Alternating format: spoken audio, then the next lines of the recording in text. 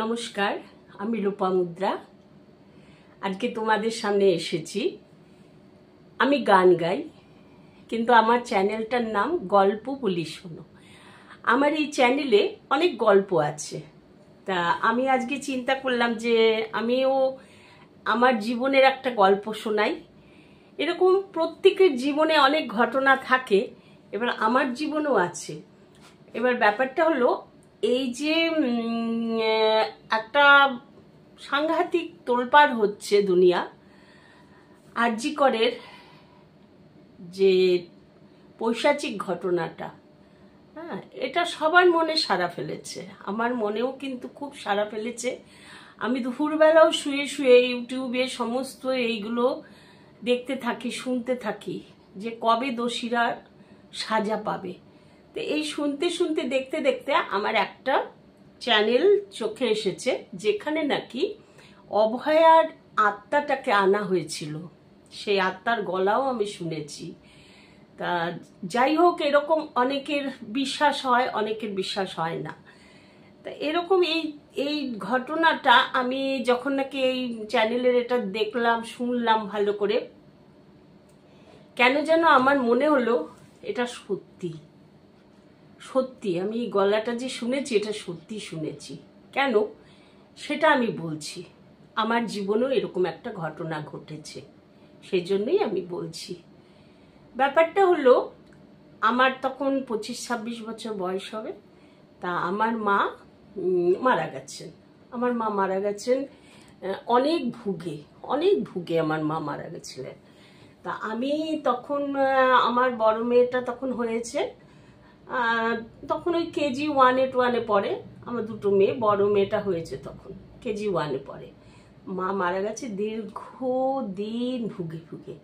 আর এই দীর্ঘ 6-7 মাস যে মা লাস্ট ভুগেছিল, সেই সময় প্রতিটা দিন আমি আমার মাকে সকালবেলা আমার শ্বশুরবাড়ি থেকে আমার মেয়েকে স্কুলে দিয়ে তারপরে আমি মাকে করতে যেতাম। আর সকালবেলা থেকে মাকে দেখাশোনা করতাম সারা দিন। আমি মাকে করে আমার বাবা স্কুল থেকে নিয়ে আসতো মেয়েকে, ওখানে খাওয়া দাওয়া, দুপুরে আমি রান্না করতাম, আমি সব করতাম। মা বাবাকে দেখাশোনা করা, মায়ের সেবা করা, সমস্ত কিছু। তখন এমন কিছু আমার বাবার সেরকম ছিল না, সেই জন্য আমাকেই সব করতে হতো।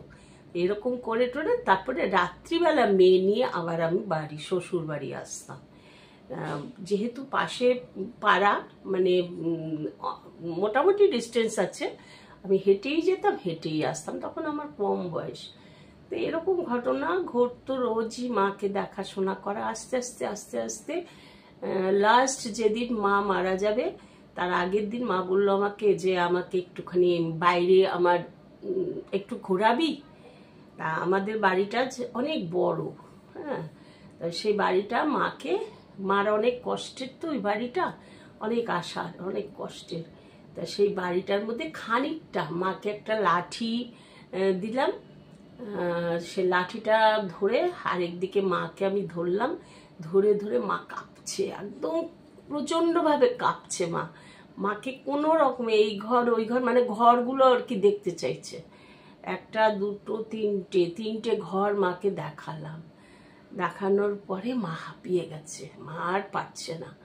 তখন মাকে নিয়ে বিছানায় শুইয়ে দিলাম, দিয়ে আস্তে আস্তে মাকে মাথায়, গায়ে শীতকাল, লেপ টেপ ভালো করে চাপা দিয়ে টিয়ে গরম আস্তে আস্তে একটু হরলিক্স করে মাকে খাওয়ানোর চেষ্টা করলাম। মা একদম তখন লাস্ট অবস্থা। যাই হোক, এইরকম করে রাত্রিবেলা তো চিড়ে সেদ্ধ করে মাকে খাইয়ে বাড়ি চলে আসলাম।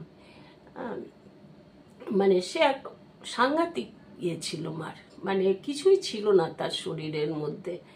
তা ওই মাকে চিড়ে সেদ্ধ করে খাইয়ে নিচে রবার ক্লথ পেতে, যাতে কোনো রকম পটি বা হয়ে গেলে যাতে পরের দিন মা যাতে কষ্ট না হয়। রবার ক্লথ ঠান্ডার দিন তো, ওর ওপরে আবার কাঁথা বিছিয়ে, মানে অনেক করেই মাকে রাখতাম আমি।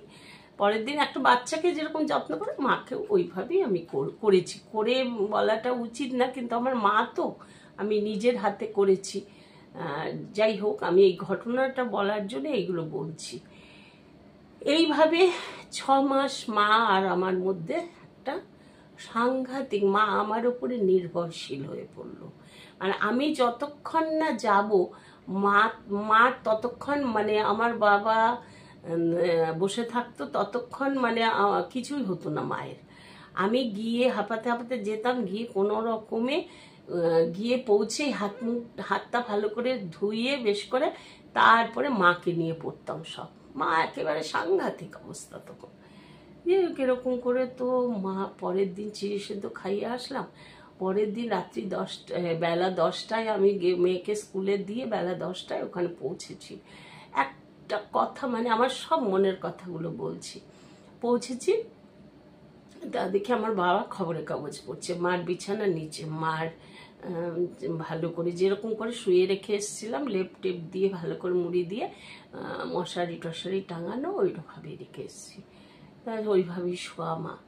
তা আমার বাবা নিচে খবরের কাগজ পড়ছে। বলছে কি যে, লোপা এসেছিস? আমার নাম লোপা মুদ্রা।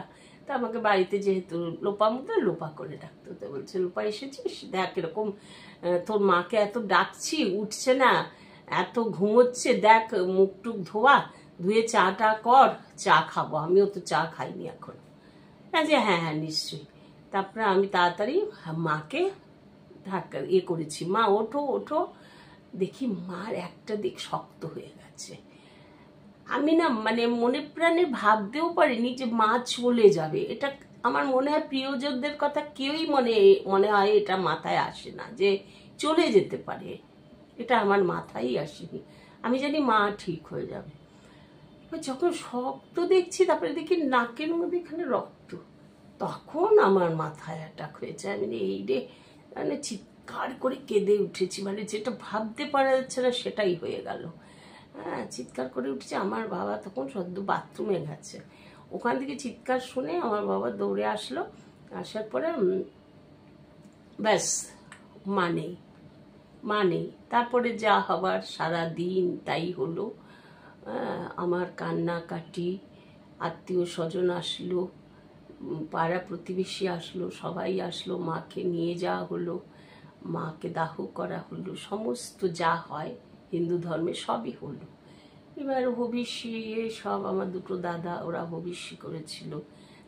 যাই হোক, এরকম এগুলো আর কি বলবো এইসব কথা। যাই হোক, শ্রাদ্ধের আগের দিন আমার বড় মামি, যেটা আসল ঘটনা সেটা বলছি এবার। শ্রাদ্ধের আগের দিন আমার বড় মামি এখনো বেঁচে আছেন, বয়স হয়েছে না, বেঁচে আছে বড় মামি। আগের দিন অনেক নিয়ম কানুন কি আছে, আমার বড় মামি এগুলোতে ভালো করতে পারে।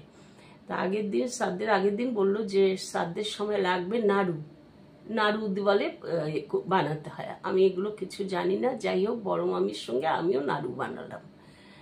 রাত্রিবেলা বসে বসে বড় মামির সঙ্গে নাড়ু বানাচ্ছি। বানাতে হঠাৎ একটা আস্তে করে, খুব মৃদু, মনে যেন কোনো কাচের দেয়াল থেকে হালকা আওয়াজ আসলো আমার পিছনে। বিশ্বাস করো, আমি একটাও মিথ্যে কথা বলছি না। আমার পেছনে একটা আওয়াজ আসলো, লোপা, লোপা রে, লোপা, এরকম করে একটা আওয়াজ আসলো। হয়তো বলতে পারো 6 মাস ধরে মাকে যখন দেখছি সেটাই হয়তো আমার মানে কানে লেগে রয়েছে। না, আমি কিন্তু পরিষ্কার শুনেছি। আমার বয়সটা তখন অনেক কম, আমি পরিষ্কার মায়ের গলা শুনেছি। আর এটা আরও কেন আমি বলছি জোর করে, আমি এরকম করে চমকে উঠেছি। চমকে উঠে মামিকে জড়িয়ে ধরেছি। মামি তখন বলছে, আমার বড় মামি বলছে, চুপ কর চুপ কর, আমিও শুনেছি। তাই বলছি, তুমি কি শুনেছ? বলছে, লোপা, লোপারে এরকম করে ডাকলো তোর মা। বিশ্বাস করো, আমি মরা মানুষের নামে একটা মিথ্যে কথা বলবো না, কারোর নামেই বলবো না। মা হোক, যেই হোক, যে নাকি মৃত ব্যক্তি, তার নামে কখনো মিথ্যে কথা বলে না, কখনো বলবো না। যদি এরকম হয় তাহলে যেন ভগবান আমাকে শাস্তি দেয়। বিশ্বাস করো, এরকম হয়েছিল। আমার বড় মামি পর্যন্ত এই কথাটা বলল। যখন বড় মামি বললো তখন আমি নিজেকে করলাম, বিশ্বাস করলাম। আমিও কিন্তু এটাই ভেবেছিলাম যে এটা হয়তো আমি মার সঙ্গে থাকতে থাকতে মায়ের গলা শুনতে শুনতে এটা হয়ে গেছে। কিন্তু মামি যখন এই কথাটা বলল তখন কিন্তু আমি বুঝতে পারলাম যে না, এটা সত্যি হয়েছে, এই আওয়াজটা সত্যি সত্যি। কারণ আমার মামি আলাদা, একদমই আমার থেকে আলাদা, তাই তো? তা মামি যখন শুনেছে তার মানে কি দুজনেই আমরা শুনলাম গলাটা। তা এই জন্য আমি বলছি যে এই যে আমি যে চ্যানেলটায় দেখলাম যে অভয়ার আত্মাটাকে এনে তার সঙ্গে কথা, মানে সে অনেক কষ্টের তার আওয়াজটা বেরোচ্ছে, সেটা কিন্তু সত্যি ঘটনা, একদম সত্যি। কারণ আমার জীবনেও এরকম ঘটনা অনেক ঘটেছে। তার থেকে এই কথাটা একদম পরিষ্কারভাবে আমার মনে এসে গেল যে আরে এটা তো আমার জীবনে হয়েছে, আমার মার গলাতে আমি শুনেছিলাম, এমনকি আমার মামি শুনেছিল, তার মানে এটা সত্যি ঘটনা। তাই আজকে আমি এইটাই আমার বক্তব্য যে কিছু জিনিস আছে আমরা অবিশ্বাস করি, কিন্তু সত্যি সত্যি মানতে গেলে কিন্তু সত্যি তাই। হ্যাঁ, জীবনের আমাদের এই যে এই স্তরে আমরা রয়েছি এখন, আমাদের এই জীবনটা যাচ্ছে, এর ওপারেও কিন্তু আরেকটা স্তর আছে, আছে, আমি বলছি আছে। কেননা অনেক ক্ষেত্রে, বয়সটা তো আমার কম হলো না, অনেক ক্ষেত্রে কিন্তু আমি অনেক কিছু আমার জীবনে শুনেছি, দেখেছি। যাই হোক, আজকে এইটুকু তোমাদের বললাম যে মৃত্যুর পরে কিন্তু অনেক সময় প্রিয়জন যারা নাকি খুব প্রিয়, মানে তার আশেপাশে কিন্তু মৃত ব্যক্তি ঘোরাঘুরি করে। ভয় পেও না, এটা কোনো খারাপভাবে উদ্দেশ্য করে বলছি না, এটা হয়, এসে যায়, আসে। হ্যাঁ, যাই হোক, আজকে আমি এইটুকুই শেষ করছি। আর আরেকটা কথা বলছি, এই যে অভয়ার ব্যাপারটা, এটা নিয়ে সত্যি সত্যি আমি ভীষণ কষ্ট। আমি এত সিরিয়াল ভালোবাসি, সে সিরিয়ালগুলো পর্যন্ত আমি দেখি না এখন, একদম ভাল লাগে না। খালি আমার ইউটিউবে ওইগুলোই দেখতে থাকি যে সত্যি দেখি তো দোষী কি হলো, এর পরে কি হলো, কেউ কি ধরা পড়লো, কেউ কি ধরা পড়লো। আমার মনে হয় সবাই তোমরা তাই করছো, সবারই এখন মনের মধ্যে এই অবস্থা চলছে, আমার কিন্তু এইটাই চলছে মনের মধ্যে। যাই হোক, আজকে আমি এই কথাটা গল্প হিসেবে নয়, আমার সত্যি আমার জীবনে এরকম হয়েছিল, সেটাই তোমাদের জানালাম। নমস্কার, ভালো থেকো।